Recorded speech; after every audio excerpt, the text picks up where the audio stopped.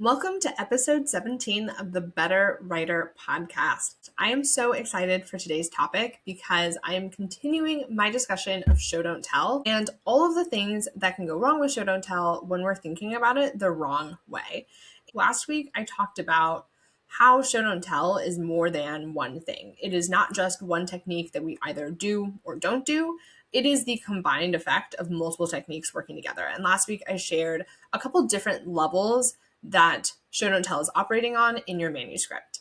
Today, I'm taking a step back from that, and I want to talk about why show don't tell is so difficult for writers to master in the first place. Because I think, again, we are told show don't tell, show don't tell, show don't tell. It comes up over and over and over again in writing courses, in conferences, in podcasts, blog posts, you name it. If you are being taught writing, you have probably heard show don't tell mentioned in the context of writing fiction specifically. But it's still so hard for people to master. It is one of the most common issues that I see in client manuscripts, whether that person is experienced or not. And again, it is not one thing, it is different techniques working together. And that is probably the core difficulty. That is the one underpinning everything else. We are not even having the right conversation about show don't tell, and that makes it really difficult for writers to understand it and address their show don't tell issues because we don't understand how to employ multiple techniques together to show instead of tell. So if you have not listened to my previous episode about show don't tell, I recommend starting there. But even when we know what we're supposed to be doing, it's still not easy for a lot of people. And I think that's because there are three things happening that make it really difficult for people to show instead of tell. And it all goes back to our education and how we are taught to tell stories and how we're taught to write in school and life in general. All right, the first thing that makes showing so difficult is that it runs counter to our default storytelling mode, as in it runs counter to the way that we are taught to tell stories as children. And I don't mean in writing, I mean verbally. So I want you to imagine you are a child once again. Let's say you're 5 years old and you are coming home from a day in kindergarten. Whether you're half day, full day, doesn't matter. You come home from school as a 5-year-old and someone asks you, how was your day?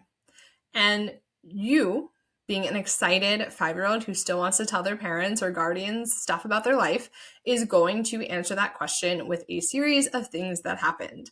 First, it was reading time. Then we played in stations. And then we had story time. And then Jimmy threw up on the carpet and it was really gross. And then we all got to go to recess early and that was awesome. And then. The story is not going to have any sort of guiding principle to it. You're just going to list things that happened. And we do the same thing as adults. We keep that storytelling default mode when we are gossiping, when we're telling stories about our work, when we're catching up with friends. You can imagine you meet up with your best friend for dinner after a hard day of work and they ask, how was your day? You're going to say something like, well, my coworker Janice is a total, you know what, she's horrible. She broke the copier, didn't even fix it, walked away, left me to deal with it. Then my boss came in and he was angry because I wasn't at my desk because I was fixing the stupid copier. And then. That is our natural mode. That is how we tell stories in real life when we are gossiping or sharing with people that we care about. And that's not a bad thing. That is not a bad thing. However, that default storytelling mode does not translate to writing fiction. When we start writing fiction, we have to get out of that storytelling mode, and you'll notice we even call it storytelling, and we have to start crafting experiences for our readers. We have to start showing stories. We have to start putting them on the page in a way that is engaging and interesting to our readers, and that isn't easy to do when you have been naturally telling stories one way your entire life to then start putting them on the page in a completely different way. So that is the first problem. Our default mode is telling, not showing. And we have to get over that. And the only way to do that is to consciously recognize I am a storyteller and now I want to become a story crafter. The second reason why show don't tell is so difficult for people is because in life, in school, in business, on social media, if you are trying to promote your writing there, we are taught to be concise and precise, not detailed and evocative. And essentially what I mean by that is, take school, for example. You write an essay and your teacher tells you you can only write 500 words, but there are 10 million parts to the prompt and you have all of these questions you have to answer in that maximum 500 words. And you know that if you go even one word over, your teacher is going to stop reading and your grade is going to be affected as a result. In business, you were taught to keep things as short and sweet as possible because no one has an attention span and no one cares, and you have to give them little sound bites that they're going to, be able to digest and listen to super easily. I'm sure you have seen the TLDR snippet at the end of the email summarizing it in case people didn't read. Now people are probably just using AI for that or something. I don't know. I've never been a concise person, so this is definitely something that people have attempted to drill into me over and over and over again, that we want to keep things as short and as sweet as possible. We want to cut words whenever we can. And then when we try to write fiction, that is no longer the goal. Yes, we don't want to be overly wordy, and that is super important. We don't want our books to be bloated. We don't want to use more words than necessary, but more words are necessary in fiction because you're not just trying to communicate a simple message. You're not just sending someone an email saying, hey, we're meeting at 4, and that's something you can do in 5 words or less. When it comes time to write fiction, you need to paint a picture for your readers that will show up vividly in their minds. And again, we don't want to be overly flowery. We don't want to use more words than needed or make it super, super long and bloated and unreadable.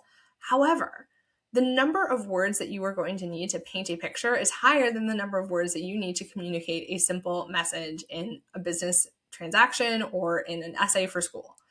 And if your only goal is to be concise, your writing will suffer because you will not put description on the page. You will not evoke emotion in your readers because you will not be giving us enough information to show on the page. And it runs counter to so much of what we're taught. But showing often relies on using more words than just telling, because just saying she ran across the room, she was angry, is fewer words than she curled her fists and stormed across the room. Her face was red, her brows furrowed, and I knew that if looks could kill, I would no longer be breathing. That is more words. It is more evocative. Obviously, that was a very off-the-cuff sentence. There's probably something even better that I could come up with. But the point is, option 1 is telling us that she's moving across the room and she's angry. Option 2 is showing us, and it takes more words. It needs more words. So again, we don't want to use more words that are necessary. And I'm sure if I went back and revised that sentence, I could make it stronger. But it takes more words to show, and that runs counter to so much of what we're taught in school, where it is all about reducing, refining. And fiction often, showing means expanding, exploring, going into more detail and using enough detail to really bring that moment to life, to create a vivid, detailed image in the reader's mind that draws them in and immerses them in the world of the story that you've created and the situation that you've created with your plot. So it is not just about reducing your story down to as few words as possible. Often your story is going to grow when you're showing, and that is a good thing, but it can be really scary if all you've ever been taught is to condense and refine, and you've been told that no one has the attention span to actually pay attention to more than 2 sentences. And that's not true. It's just simply not true. I think this is a total tangent. I have no data to support this. I don't believe that attention spans have actually dwindled. I think people have more choice now. And yes, there are more distractions. There are definitely things that are affecting our ability to sustain attention. I do think part of it is also that, we're more interested in passive engagement now. That is a whole other story, especially if I could get into my experience teaching high school students. But sometimes when we are talking about low attention spans, what people are really saying is people are choosing not to devote their attention to what I created because they have chosen to devote their attention to something else. People are still binging. People are binging shows. People are binging books. People are binging content, and they are giving content their full attention for sometimes hours at a time. TV marathons still happen. People sit down and binge a show straight through in one sitting. That is attention, and that is an attention span of longer than 3 seconds. People are still flying through books, reading them super quickly, whether audio or on paper. So I think that it's not just an attention span issue, or maybe not at all an attention span issue, is that people are spoiled for choice. And if whatever you've created for them is not drawing them in, they're going to go somewhere else, and they're going to go somewhere else faster because there are so many things out there for them to consume that there is no reason for them to stick with your book if it is not drawing them in, especially when we no longer have to drive back to the bookstore to choose something new. You can just flip to the next title on your Kindle and choose something different. So this is a whole long tangent, and there's probably going to be some researcher in attention and memory who's going to contact me and say that I'm totally wrong. But I do think that part of the problem has nothing to do with attention. It is about creating content that actually hooks people. And when we do not draw people in, when we do not immerse them, they go somewhere else more quickly because they can. People are spoiled for choice. There are infinite things that we can be reading nowadays. And if we are not hooking people, if we are not immersing them, if we are not showing, then they're going to go elsewhere. And that's that. All right. Again, that was a bit of a tangent. But the final reason why I think it is so hard for people to show instead of tell, the third thing holding readers back, is that we are often not taught to think in scenes. And I want to be careful here because I think, if you are someone who writes solely in chapters, you think in chapters, that can totally work for you. That is totally fine. What I really mean here is that writers are not thinking about their story in terms of discrete moments that move the story forward. They're just kind of giving us the series of events. And it is very similar to what I said in the beginning, where, we were taught to tell stories as children in a sequence of this happened, then this happened, then this happened, then this happened. And in a novel, we don't necessarily need the entire continuation. We started with story time, then we all walked to the playground, then it was recess, then we walked back to the classroom, and then it was story time. In a novel, we might jump from story time to recess, to Jimmy throwing up on the carpet, to the end of the day. And we don't necessarily need to show all of the connective tissue in between. And I tend to see a lot of telling in those transitions, those connective moments, where instead of just ending the scene at the last moment that was actually interesting, the scene drags on with the transition. So it's like, we decided we were going to rob a bank. That was a moment of high conflict. That was a great moment. Then we start packing our bags for the bank robbery. Then we all pile into the car. Then we debate over what station to listen to as we were driving to the bank to rob it. And the drive goes super smoothly. We're a little bit nervous because we're about to rob a bank, but generally speaking, we were just driving to the bank like it was any old Thursday. Then we get to the bank, we throw our masks on. Now it's exciting again. And what we would want to do in a novel is just skip straight from we decide to rob the bank to we are at the bank and we are robbing it. Obviously, if something interesting happens in the drive over, that is a completely different story.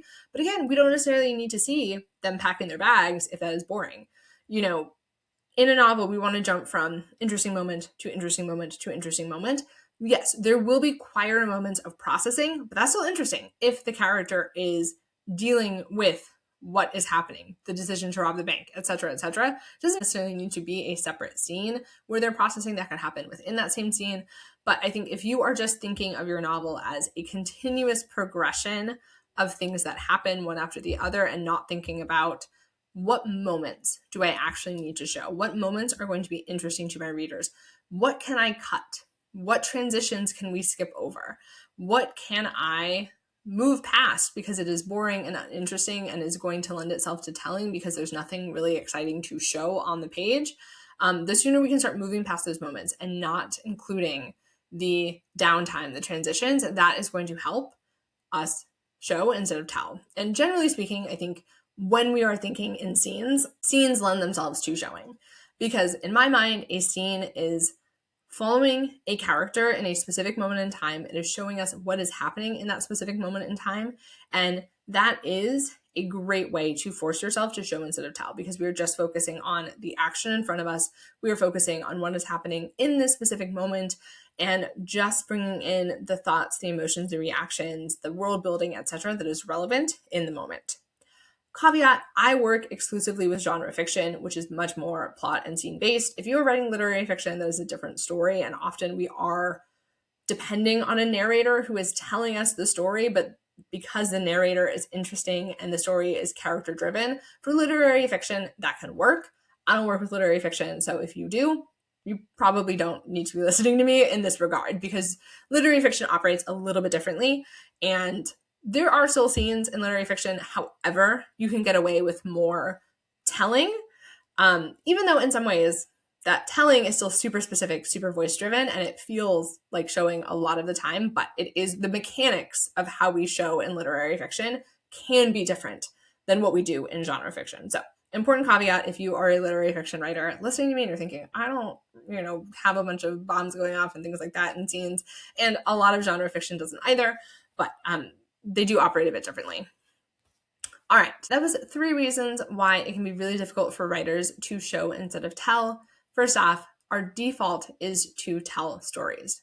That is what we are taught as children. That is what we do verbally even now. And we have to break free of that default storytelling mode in order to start writing fiction effectively. And until you are consciously aware of your default, it is going to be impossible to break free and start showing on the page. Second, in school and business and life, we are taught to be concise and precise, not detailed and evocative. In fiction, we want detail. We want you to evoke emotion, to paint a vivid picture in your writer's mind. And that is going to come from using more words, not less, even though that is what we are usually taught to do. And again, to get out of our default telling mode and into showing mode, we have to break the habit of putting concise, short sentences above all else. And then finally, we are not taught to think in scenes, and we are not taught to think in terms of discrete moments that move a story forward. And that can really push us into telling mode because we are just narrating the entire sequence of what happens. We are not thinking about bringing readers into one specific moment at a time, showing what is happening in that moment. And when we can shift into scene mode, when we can shift into thinking about putting one specific moment in time on the page, it is going to make showing so much easier. All right, that is it for episode number 17 of the Better Writer podcast. I hope this episode was helpful. I hope it has helped you reframe some of your default storytelling habits, and hopefully that will make showing instead of telling a little bit easier in your stories going forward. All right. Thank you so much for listening. If this episode helped you, if it resonated, please share it with a writer friend who you think would benefit. And I will see you next time on the Better Writer podcast. Have a wonderful week. Keep writing, keep getting better, one word at a time. See ya.